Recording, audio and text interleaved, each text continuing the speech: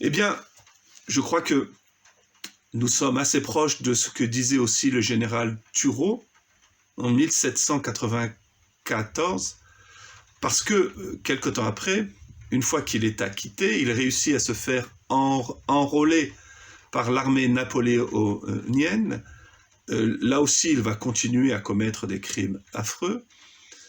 Pourtant, il parviendra de 1803 à 1811 à être ambassadeur auprès des États-Unis, et il parviendra même à ce que son nom soit inscrit sur l'arc de triomphe. C'est pour cela, la prochaine fois que vous passez sous cet arc, ou que nous passons sous cet arc, demandons-nous quels sont ces noms qui sont inscrits, et demandons-nous pourquoi les noms qui sont inscrits sur l'arc de triomphe sont ceux de tortionnaires, sont ceux de personnes qui ont perpétré des crimes affreux.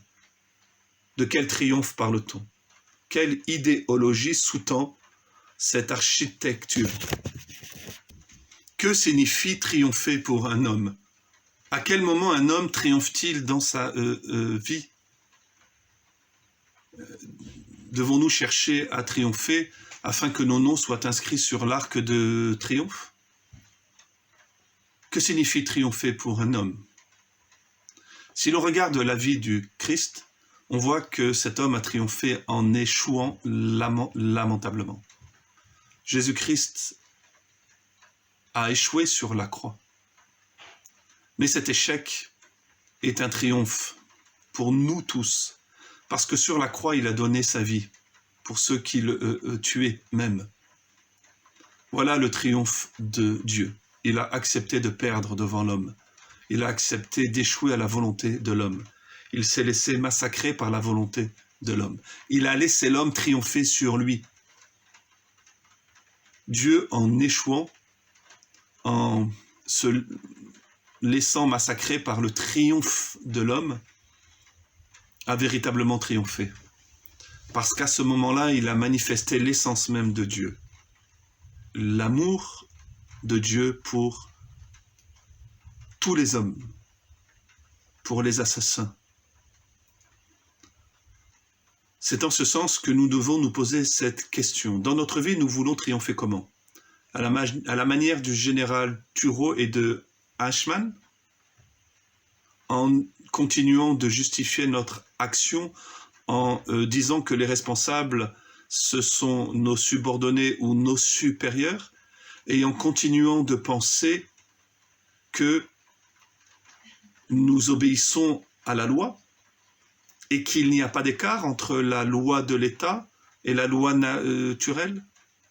Car voilà la véritable banalité du mal dont parle Hannah Arendt dans son livre. C'est très simple en fait.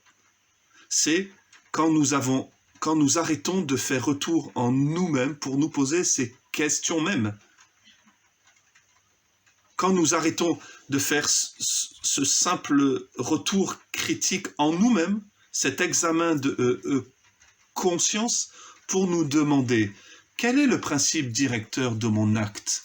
Qu'est-ce qui me pousse à agir véritablement? Au nom de quoi je pose cet acte?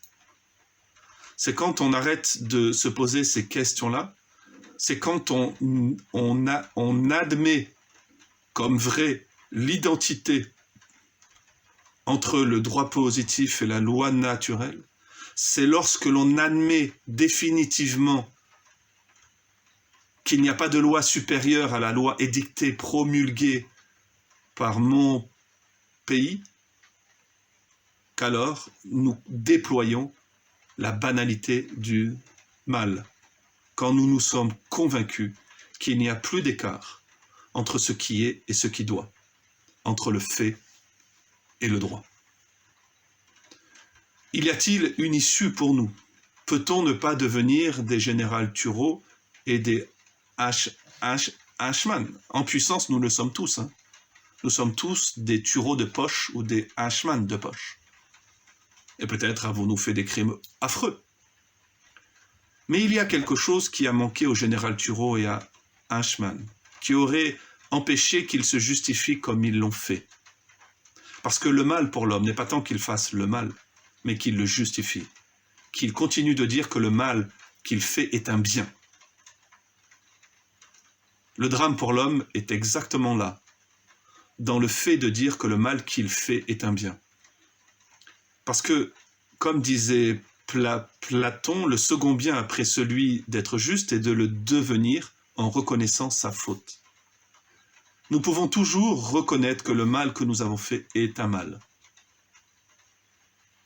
Et arrêter, stopper la rhétorique de justification.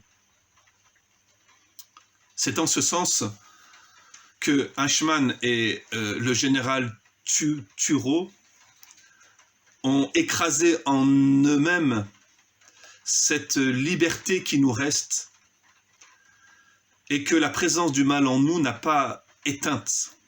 Car même si nous sommes, comme dit saint Paul, esclaves du diable par la peur de la mort, même si le mal est entré en nous, même si quelque chose de notre liberté a été écrasé, pas toute notre liberté l'a été. Il nous reste à tous, qui que nous soyons, la liberté de reconnaître le mal que nous faisons et la liberté plus grande encore d'appeler à l'aide, de crier à l'aide et de reconnaître que dans ce mal, dans cet enfer dans lequel nous sommes, Jésus-Christ peut nous sauver. Il veut nous sauver et crier à l'aide à Jésus-Christ. Si le général Turreau et Eichmann avaient appris un peu dans leur vie à crier « Seigneur Jésus, fils de David, viens à mon secours dans mon enfer, aie pitié de moi. Je suis esclave, je ne peux pas ne pas faire le mal que je fais, mais il y a quelque chose que je peux faire. C'est de demander de l'aide, te supplier de venir à mon secours pour que j'arrête de faire ce mal. » Alors ils auraient arrêté de répandre la banalité du mal. Ils auraient arrêté de se justifier par la réalité de fait du positivisme juridique. Et ils se seraient sauvés eux-mêmes et ils auraient aussi sauvé les millions de personnes autour d'eux-mêmes.